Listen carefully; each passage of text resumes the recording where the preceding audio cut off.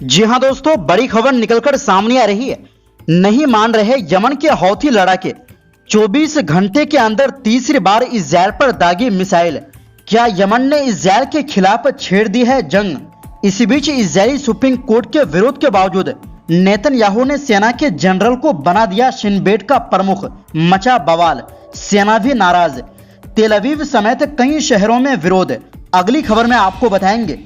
रूस और चीन से बड़ी डील की तैयारी में तालिबान। तीनों देश लोकल करेंसी में करेंगे व्यापार। डॉलर की बादशाहत पर मंडराया खतरा।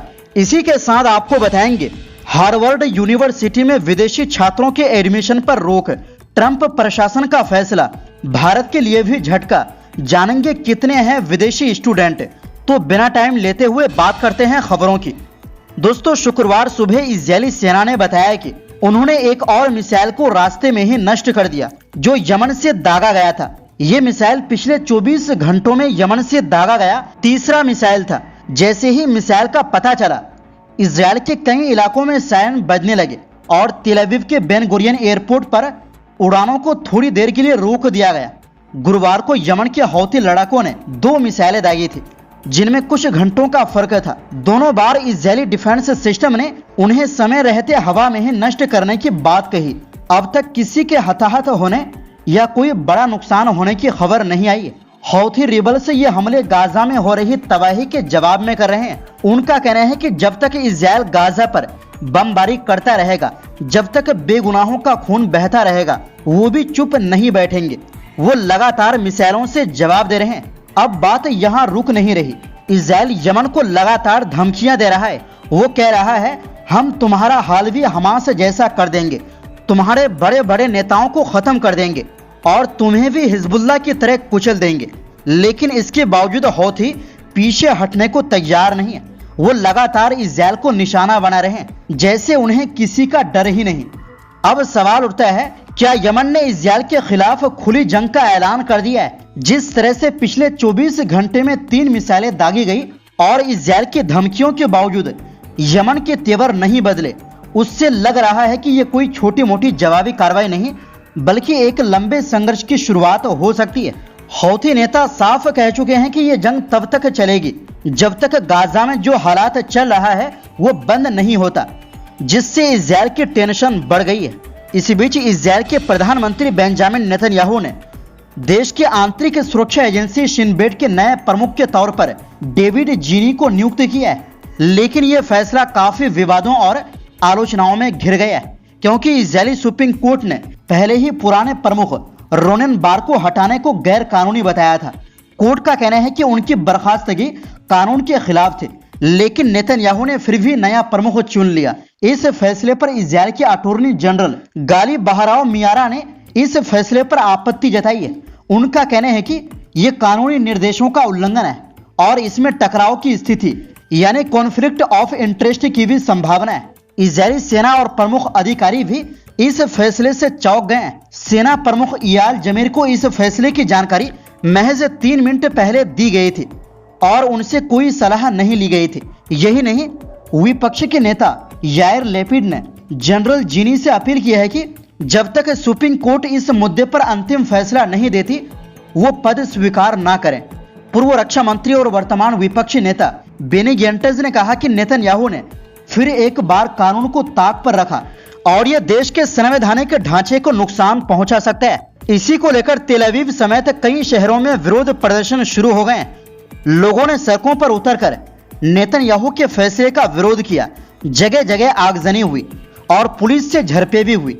कम से कम 4 प्रदर्शनकारियों को गिरफ्तार किया गया। गवर्नेंस क्वालिटी मूवमेंट नाम की संस्था ने भी इस फैसले को गैर कानूनी बताते हुए सुप्रीम कोर्ट में याचिका दायर करने का ऐलान किया है। दरअसल डेविड जीनी फ्रांस से आए एक यहूदी परिवार से हैं।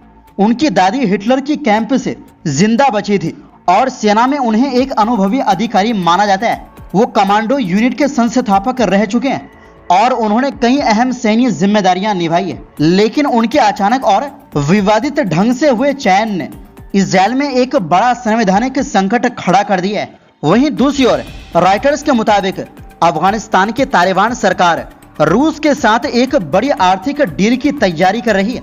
कार्यवाहक वाणिज्य मंत्री हाजी नूरुद्दीन अजीजी ने बताया कि अफगानिस्तान और रूस के बीच इस वक्त हाई लेवल की बातचीत चल रही है ताकि दोनों देश आपस में अपनी अपनी स्थानीय करेंसी में कारोबार कर सकें। ये पहल ऐसे वक्त में हो रही है जब दोनों देशों पर अंतर्राष्ट्रीय प्रतिबंध लगे हुए हैं और उन्हें डॉलर में व्यापार करने में मुश्किलें आ रही है। ऐसे में इन देशों का ये कदम अमेरिका के लिए बड़ा झटका माना जा रहा है। अजीजी ने बताया कि अफगान सरकार ने चीन को भी ऐसा ही प्रस्ताव दिया है और काबुल में चीनी दूतावास के साथ इस पर बातचीत हो चुकी है। अफगान और चीनी तकनीकी टीमें इस पर मिलकर काम कर रही है, जबकि रूस के साथ भी तकनीकी स्तर पर बातचीत जारी है।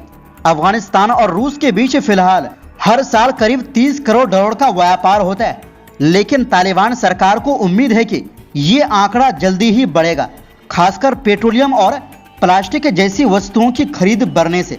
अजीजी ने कहा, हमें पूरा भरोसा है कि ये तरीका हमारे देश और जनता के लिए फायदेमंद रहेगा। इसके साथ ही उन्होंने कहा कि अफगानिस्तान चीन के साथ भी इसी तरह की व्यवस्था करना चाहता है। इस वक्त अफगानिस्तान और चीन के बीच सालाना करीब 1 अरब डॉलर का व्यापार होता है। रूस और अफगानिस्तान लोकल करेंसी में व्यापार पर बातचीत कर रहे हैं ताकि डॉलर पर निर्भरता घटाई जा सके। अफगानिस्तान को विदेशी मदद में कटौती और प्रतिबंधों के कारण डॉलर की भारी कमी झेलनी पड़ रही है, जबकि रूस पहले से ही डॉलर से हटकर लोकल करेंसी को बढ़ावा दे रहा है। तालिबान सरकार के मंत्री अजीजी ने बताया कि चीन से भी इसी तरह की बातचीत चल रही है। हालांकि रूस और चीन की ओर से इस पर कोई आधिकारिक बयान नहीं आया है। वहीं दूसरी ओर अमेरिका में ट्रंप सरकार ने हार्वर्ड यूनिवर्सिटी के लिए मुश्किलें खड़ी कर दी है।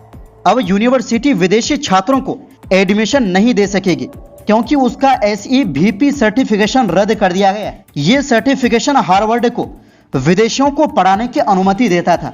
अमेरिका के homeland security secretary Kristi Noem ने आदेश दिया है कि हार्वर्ड 72 घंटे के अंदर अपने सभी मौजूदा विदेशी छात्रों की जानकारी सरकार को दे, वरना इन छात्रों को या तो किसी दूसरी यूनिवर्सिटी में ट्रांसफर लेना होगा या फिर अमेरिका छोड़ना होगा।